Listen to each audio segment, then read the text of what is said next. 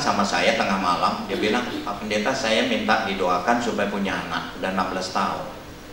Saya sudah didoakan oleh pendeta-pendeta, berbagai macam gereja. Terus saya bilang, mau yang model pendeta gimana yang kau mau minta? Ya mau seperti Pak Yakub. Makanya kami datang. Lah saya kan sama dengan pendeta yang lain, apalagi saya khusus mendoain orang gila ini, saya bilang. Lah kalian kan, kau kan bukan orang gila, saya bilang. Jangankan saya, Tuhan Yesus datang sendiri sama kau pun. Nah sorry ya, inilah bahasa Medan ya, kau ya. Kau nggak akan sembuh, saya bilang. Tuhan Yesus sendiri datang sama kau juga tidak akan sembuh. Tarsonggotlah dia. Tahu tarsonggot kan? Gini nih. Kenapa Pak Pendeta bilang gitu sama saya?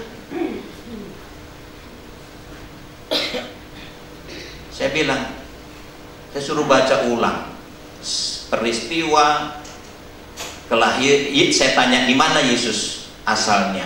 Dia jawab bla bla bla di Nazaret. Nah, apa yang kau lihat? Apa yang terjadi? Tidak pernah terjadi mujizat. Nah, kenapa tidak ada mujizat? Dia jawab lagi, karena tidak percaya. Lah kurang aja tidak, apalagi tidak. Itulah kamu, saya bilang. Menangislah dia. Wah, nangis jadi ampun ya aku Tuhan, aku sudah lama jadi orang Kristen gitu ya saudara ya. Akhirnya saya kasih firman. Muncullah tumbuh iman. Begitu tumbuh iman, Tuhan langsung bilang sama saya, di dalam benih istrinya saya taruhkan, di dalam rahim istrinya sudah saya taruhkan benih seorang anak. Tepuk tangan buat Tuhan.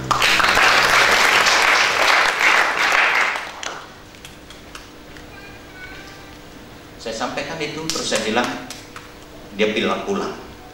Bulan kemudian datang lagi dia, saudara. Tapi datangnya lain kali ini. Satu mobil box khusus isi sembako, 5 mobil mewah berderet lah. Kemudian dia bilang, Pak Pendeta, terima kasih.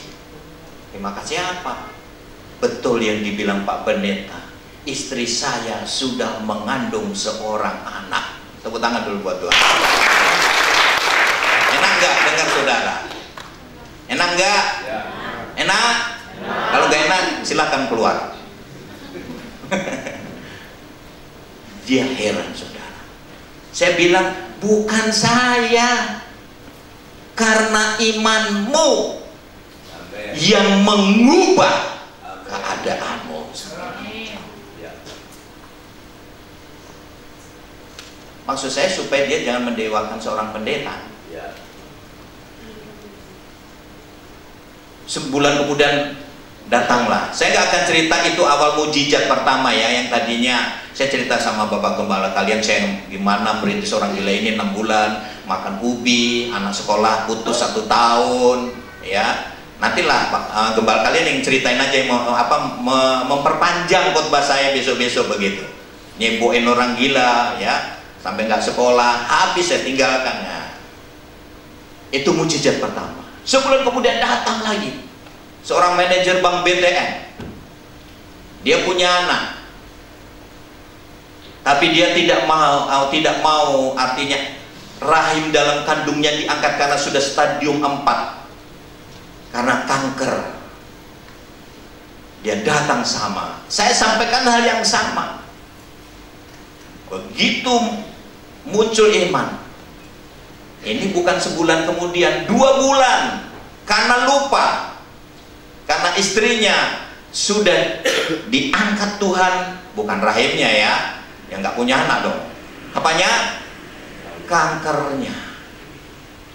Terus kemudian ditambah lagi bonus, punya anak lagi. Tepuk tangan buat Tuhan. Kalau saya cerita mujizat ribuan, aduh nggak habis 1 hari saudara. Itu hanya 2 tanda, maksud saya supaya saudara tangkap apa yang saya sampaikan. Amen. Jangan asik kau pemain HP, jangan asik kau ya ngantuk-ngantuk karena pagi. Kau nggak akan berubah, kau tidak akan bisa menerima perubahan yang signifikan. Dan 2 orang inilah memulai bagaimana menjadi sponsor yayasan. Pendek cerita, oh berarti mau selesai khotbahnya? Belum. Sorry, itulah warnanya orang gila kalau khotbah. Disitulah awal 2 mujizat inilah yayasan ini berkembang, viral di media cetak. Halaman depan, seorang pendeta yang mengambilin orang gila pematang siantar, pada habis orang gilanya, pada sembuh. Hampir beda anak siapin di sana. Ingat anak siapin, jangan di sini kau haleluya, haleluya, di luar haleluya, haleluya. Sini berapi-api sampai di luar marasap-asap. Karena kami merasakan sama dengan saudara dulu. Saudara, Bapak Ibu yang dikasih oleh Tuhan, ada banyak anak-anak Tuhan, hamba-hamba Tuhan, yang hamba Tuhan pelayanan di kota, di desa sama. Waktu saya selaku kabid, saya tanya, beginilah Pak Yakub, di kota tahulah persembahannya memang sih 5.000, 10.000, tapi pengeluarannya besar. Di desa saya kabid misi, saya kunjungi, ya begitulah Pak Yakub, namanya di desa, dapat persembahannya buah lah, sayur macam, paling persembahannya 2.000, 2.000.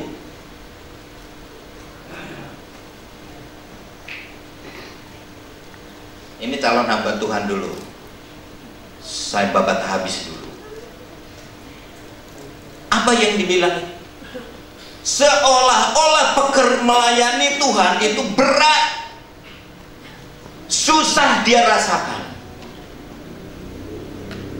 Saya bilang, buka Matius pasal 11 ayat 28 sampai 30. Kalau itu nggak berlaku sama kau, koyak saja. Tahu isinya kan? Tahu? Yang berat, yang nggak bisa, bla bla bla, jangan kau ambil. Itu bagian Tuhan. Amen. Pusing amat, si amat tak pernah pusing. Si amat masih tidur, kurasa. Ambil bagianmu ini. Apa? Enak dan ringan. Lah kalau kau cerita susah, ya susah teruslah kau, itu yang kau ucapkan.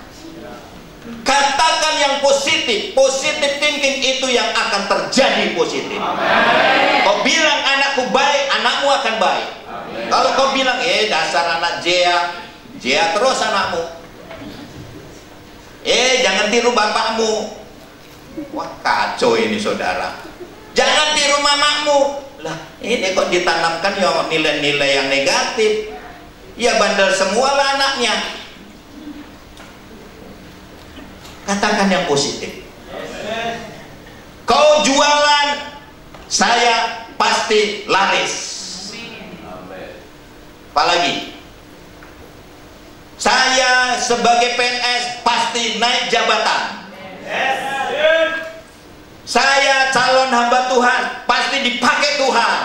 Lebih dari Pak Yakub. Amin. Lah Tuhan bilang di dalam Yohanes itu aja, dia bilang apa? Kamu akan melakukan perkara-perkara yang pernah kulakukan, bahkan lebih besar. Aku baca ayat itu begini, berarti bakal lebih hebat dari Tuhan Yesus dong. Haleluya. Betul? Ya. Betul? Kalau jawabnya aja ragu, gimana mau bisa lebih dari Tuhan Yesus? Aku aja kok optimis. Saya pasti. Dan buktinya di dalam Alkitab memang nggak ditulis kan, hanya berapa puluh Tuhan Yesus kan, ya saya udah ribuan. Berarti kan digenapi kan perkataan Tuhan kan? Ya. Amin.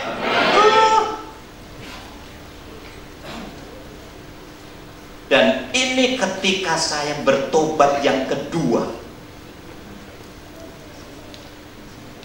terus dibimbinglah Bapak Gembala Pak Ferry. Ada satu lagi penasihat saya, itu orang Patmos nomor 1, itu penasihat saya juga. Dan saudaraku yang kekasih, ketika saya respon ini firman satu persatu positif, dan saya katakan hal yang positif, itu terjadi. Teruslah berubah. Ketika yang pertama kita mengubah cara berpikir kita, mindset kita, paradigma kita. Kalau kita tidak mau merubah, jangan harap engkau bisa berubah. Orang lain tidak bisa mengubah saudara. Tuhan Yesus pun tidak maksa saudara untuk berubah. Dirimu yang memberi hati untuk berubah. Katakan amin. Itu yang pertama. Ketika saya berubah, istri saya lebih baik, anak-anak saya jadi baik. Lah kau paksakan anak istrimu baik, sementara kau nggak baik, kau brengsek bagaimana? Woi, halo. Hanya bisa ngomong saja, pengkhotbah kan begitu. Iyo. Tak ada perubahan, saudara. Ketika saya berubah, 2005 saya berubah di situ. Total. Cara berpikir, semuanya saya berubah. Menangkap, menerima informasi semua. Baik-baik saja. Dan semuanya jadi baik, saudara. Saudara tahu, kuncinya adalah ketika engkau meyakini sesuatu yang positif. Ketika engkau percaya apa yang dikatakan firman Tuhan, janji Tuhan itu adalah milik saudara. Katakan, milik saya. Enak kan? Mau terima? Mulailah berpikir positif. Mulailah engkau berubah mulai hari ini. Supaya kamu betul berubah. Ketika saya berubah, lah saudara, rupanya betul pekerjaan Tuhan itu enak dan ringan, saudara. Ya, hanya fokusnya saya hanya melayani Tuhan. Saudara fokus aja, nggak usah mikirin uang ini dan itu. Wah, kalau soal uang saya udah tidur di atas uang. Ini tanya istri saya. Ngitungin uang itu karena besok mau dibagikan, udah jam 1 udah tertidur di atas uang. Bukan itu ukuran, saudara. Tuhan malah justru tinggalkan itu. Bless, memang suruh tinggalkan. Saya pergi keluar kota, hanya pakaian, anak istri saya bawa. Nggak ada cerita, Pi kamu duluan lah. Nggak ada cerita, saudara. Nanti kalau udah maju jemput kami, nggak ada, saudara. Saya seperti Abraham, saya bawa anak istri. Entah kemana nggak tahu, saudara. Kan Abraham, yo saya dikasih tahu ke sana, enak kan? Dah Abraham, keluar, yang penting kau. Saya keluar dengan anak istri, tidak sekolah, putus sekolah semua. Dari tidur di atas uang sampai akhirnya dangadong hepeng nani. Makan ubi 6 bulan. Memang janji Tuhan muluk-muluk bagus, tapi ingat proses tetap jalan. Jangan ketika diproses, gimananya Tuhan, kau bilang firmanmu begini, janjimu begini, aku sudah coba. Wah, firman Tuhan mana bisa kau coba-coba. Sekali percaya, kamu harus percaya. Soal nanti terrealisasi itu urusan Tuhan. Kita tetap nyanyi, hanya satu yang dia minta. Pinternya saudara. Sampai lah kalau saudara mujizat ini belum kau lihat, aduh makanya gimana ya jualanku, istriku, suamiku, anak-anakku, aduh biaya kuliah, mana pernah aku pikirin itu, saudara. Enak kali kalau Tuhan pikirin dong. Yang kau pikirin itu ya, saya bilang enak kali. Kau bilang mikir, udah bagus enak bisnis lagi. Ya gitu kan, saudara. Logika kan? Karena Tuhan tidak pernah pikirin itu biaya ini, tidak pernah. Orang dia bilang serahkan, ya udah, saya serahin aja. Saya fokus melayanin aja. Amin. Amin. Ini asik. Bisa mau beli bedak gimana? Aduh ya makanya. Semua dipikirin di sini. Habis yang pertama saudara, stres. Tidak ada solusi jalan keluar. Ujungnya apa? Meningkat stroke. Tensi naik terus kan? Semua dipikirin ini, otak ini penuh. Padahal saudara, otak ini bukan tempat yang kotor-kotor ya. Sampah baik-baik, cakap kotoran-kotoran tai masuk semua. Jangan saudara, masukkan yang manis, yang elok, yang indah, ya kan saudara kan? Jangan kau masukkan. Kau stres, stroke, masih lumayan saudara. Kau bertobat bisa mujizat terjadi. Menyerah sama Tuhan, imanin janji Tuhan, oleh bilur Yesus sembuh. Amen. Sembuh. Lah kalau stres terus kemudian saudara meningkatnya gangguan jiwa, butuh saya dong. Ini dokternya. Psikolog, psikiater sampai heran lihat saya. Udah bisa, Pak Pendeta. Wah, kalau ada diklat sosialisasi, aku terus maju terus saudaraku. Asal ada Pak Pendeta yang satu ini ribut terus kita katanya. Biarin aja. Saya bilang orang itu kenyataannya kan saya bersaksi di depan umum karena yayasan semua yang kumpul dipanggil Kemensos kan berbagai macam latar belakang yayasan, agama yang berbeda. Ya, saya sampaikan di situ. Membutuhkan orang. Kalau masih gangguan jiwa itu dinamakan fase agak ringan. Meningkat kau tidak ada yang men-full up, yang mendoakan, akhirnya meningkat jadi nah, gawat kan? Kalau udah gila kan gini. Kalau gangguan jiwa kan paling ini. Ini yang pasif. Entah apa yang dilihat. Kalau gila, yang sudah gila gini.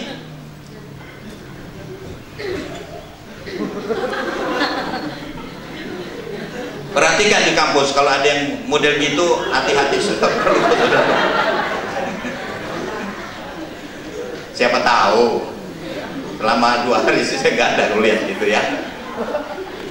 Perlu dicurigai. Tapi nggak apa-apa ya. Itu ini sebuah pelajaran. Nanti sebentar lagi saya kan ada di kampus ya. Ya, saya bentar lagi saya ada di kampus nanti. Nah, nanti saya didik semua. Jangan asik kok ingin naik mimbar pelayanan menginjil sana sini. Wah. Siapa ini yang mau peduli sama orang-orang gila ini? Mereka juga butuh keselamatan. Memangnya hanya lu yang waras-waras saja belum keselamatan, jadi siapa yang mesti diselamatkan itu? Pernah mikir nggak kita? Hah? Pelayanan enak aja dipilih-pilih sana sini. Lah saya aja punya pelayan pastoral buka gereja, sekarang udah 10 gereja saya buka, gereja orang ya. Itu saya bangunin semua. Saya punya 2 gereja itu saya kasih sama orang. Lah malah saya tertarik pelayanan orang gila, karena saya pikir gini, pendeta banyak melayani orang waras. Orang gila ini yang nggak ada, mereka butuh keselamatan. Wah, akhirnya saya ngalah saudara, jadi korban. Saya ambil comot di situ, patah kakinya, tabrak motor, sana kan kereta kan, berak di situ, kencing di situ, pakaiannya baru, kotorannya, tainya saya gendong. Sama dengan orang gilanya, bau sama. Yang puluhan tahun gondrong, ada orang Siantar sini? Ada? Pak Siantar, nggak dong? Oh, ada dong. Berwahaya itu si Jabat, si Naga,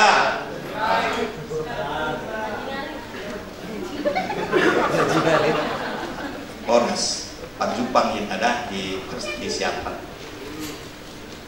Itu saya ambilin puluhan gondrong, baunya tahu saudara, nano saudara, asam manis pahit, asin digilat gini.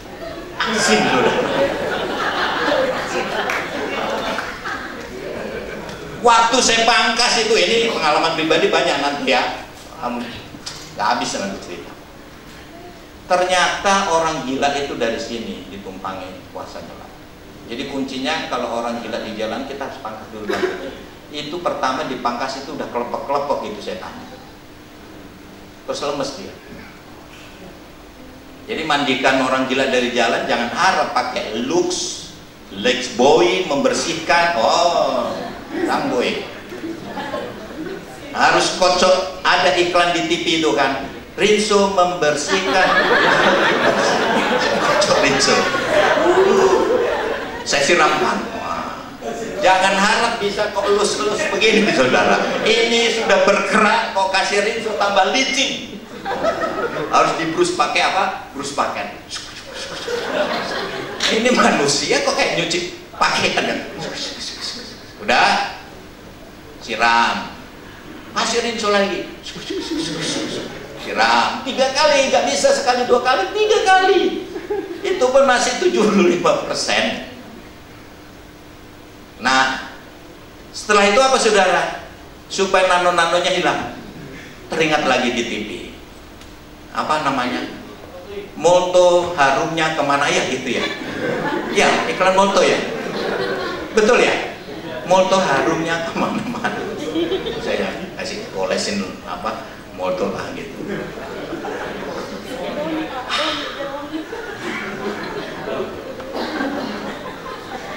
Terus itu saya kerjakan saudara, bukan sekali 2 kali, enak kali saudara. Tuhan itu keliling kok, Siantar, ambil, keliling kok Kabupaten Simo, ambil. Waduh saudaraku, pokoknya kalau ini aja nampak saudaraku lihat engkau lihat aku gagah bersih. Kalau di yayasan jangan harap kau jumpa seperti ini. Kau cari payaku nggak ada, nggak kau lihat. Pakai celana pendek, bajunya jelek, menyesuaikan. Sampai kalau ada tamu begini, mananya nih bapak pembinanya? Keliling-keliling dia yayasan. Yayasannya kan besar saudara, kayak kampus Yakin. 4 yayasan saya besar-besar. Terus saya bilang, cari siapa Inang? Ganggu aja kau. Busik. Satu Kinda, Amang, Inang.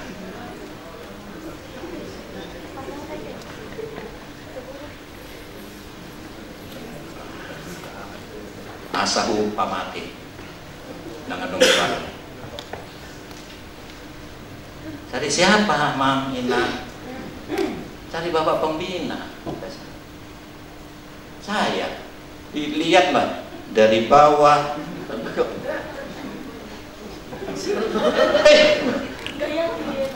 Kenapa? Aku pikir Pak Yakub itu yang pakai, pokoknya ganteng kali lah gitu ya, yang bersih, yang apa gitu kan. Kenapa? Iya, kok nggak sangka loh kalau Pak Yakub itu pembina yayasan. Ya kenapa? Itu yang saya tanya, jauh dulu saya bilang gitu. Yang model Sumatera kan gitu, tos gitu. Iya, kok kenapa seperti ini? Dan saya kan sama dengan mereka. Kalau nggak kayak begini, mereka kan minder, mereka berkecil hati. Orang gila ini kalau neng orang gagal gini kan pergi, kan gitu sudah. Lah kalau kita pakai yang sama kan, ayo duduk sama. Oh seneng kali saudara. Saya kalau di jalan-jalan gitu kalau orang gila, kalian kan gini, kalau orang duduk sana.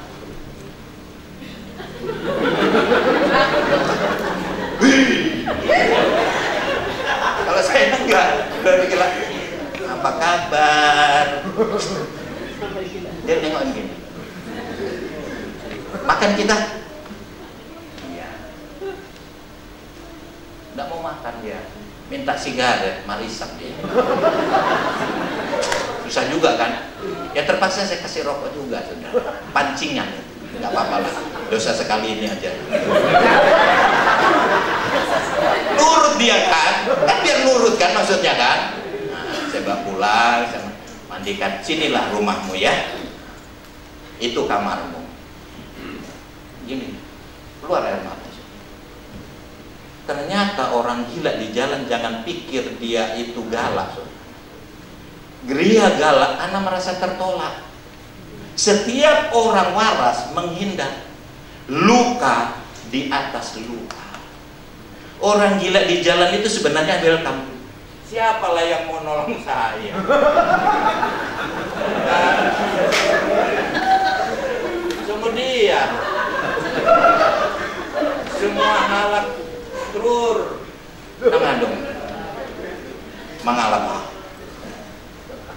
Ya luka di atas luka. Dia menunggu siapa yang peduli. Halo? Siapa yang peduli? Ada yang angkat tangan? Oh, ada yang mikir juga ya. Tapi dari pelayanan orang gila, di setiap kota nawarin saya sampai hari ini berhektar-hektar tanah. Tepuk tangan buat. Bukan rantai, bukan persil, berhektar. Saya bilang, mau kau kasih Indonesia aja saya tak mau, saya bilang. Lah kalau Tuhan bilang enggak, betul? Lah kadang kan orang kan pelan-pelan Tuhan kan, mumpung, mana ada sama Tuhan Haji mumpung. Dengar suara Tuhan. Kalau Tuhan katakan iya, kau terima. Tinggal kau bilang, Tuhan kau kan suruh, kau kasih tanah. Sekarang Tuhan, mana dananya? Betul? Tuhan bilang, tenang, kan aku yang suruh, aku kan bosmu. Oh iya ya, maaf Tuhan. Jadi dia malah tanya sama saya, kapan dananya? Minggu depan Tuhan. Lu kayak ngomong sudah, apa itu ngomong? Apa ya? Bicara. Saya bisa ngobrol sama minggu depan. Lah akrab kayak Abraham, bisa kayak merintah. Saya bukan merintah saudara, saya atas karena dia janji. Atas janjinya. Setiap janjinya saya respon positif. Itu untuk saya. Tapi lah di Google kau tanyakan ada ratusan janji Tuhan, jangan kau mintain semua. Mintanya sesuai dengan kebutuhan. Jangan kau kalau punya satu rantai kau minta helikopter nggak bisa darat, apalagi kau minta pesawat. Wah kan Pak Pendeta bilang iman itu bisa mengubah. Iya, tapi nengok-nengok kapasitasmu. Kalau 1 hektar aja pesawat tidak bisa mendarat. Kira-kira apalah kau kelola itu? Minta sama Tuhan. Untuk gereja, untuk yayasan, kan gitu ya. Jangan aneh-aneh lah saudara. Ini kadang kita minta yang aneh-aneh. Akhirnya saudaraku, yang terakhir di Samosir. Tadinya saya tidak mau. Wah udah tahunan itu. Datang yang lain nawarkan lagi. Saya berdoa, ya aku mulaikan pekerjaan kerajaan mulai di sana, mulai ke hambaku. Dan nanya Tuhan, sudah saya dilihat, enak kali. Saya telepon Jakarta, Tuhan dikasih tanah. Gimana ini Pak? Sudah bisa kami bangun. Oh silahkan Pak Yakub. Berapa? Bikin rapnya. Rapnya saya buat itu 1,5 miliar, dicairkan 2, miliar. Tepuk tangan buat Tuhan. Gak tanggung Tuhan itu kalau ngasih. Jadi jangan saudara jadi orang Kristen kok berat ya. Aku emang kaya. Suamimu akan berubah, anakmu akan berubah, pekerjaanmu, privasimu akan berubah. Itulah perbedaannya orang Kristen. Kunci jamnya. Oh masih. Karena Pak Ferry semalam udah bilang paling lama 3/4. Berapa lama lagi? Oke, masih ada waktu. Terus saya bilang, sorry Pak ya, saya bilang. Kenapa Pak Yakub? 2, miliar kurang. Bukan, maksudnya sorry-nya begini. Jangan serahin sama saya uangnya. Kalau saudara terima itu ya. Beli mobil, beli kereta, di sana kereta ya, Sumatera ya, motor, beli kulkas. Apalagi ya?